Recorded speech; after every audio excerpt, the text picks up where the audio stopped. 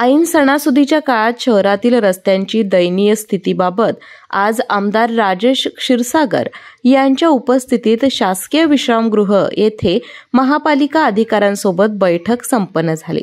शहरातील जीवघेण्या खड्ड्यांमुळे नागरिकांचा जीव धोक्यात आहे, यामुळे शहराची बदनामी होत आहे।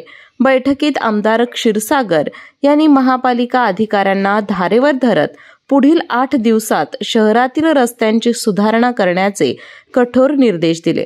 रस्त्यांसाठी निधी उपलब्ध असूनही कामाचे दर्जेदार नियोजन होत नाही।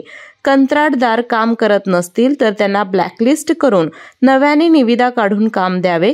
कोणत्याही प्रकारची राजकीय दादागिरी रस्त्यांच्या कामात अडथळा आणू नये। प्रत्येक वॉर्ड अधिकारी आणि उपअभियंत्यावर जबाबदारी निश्चित करावी।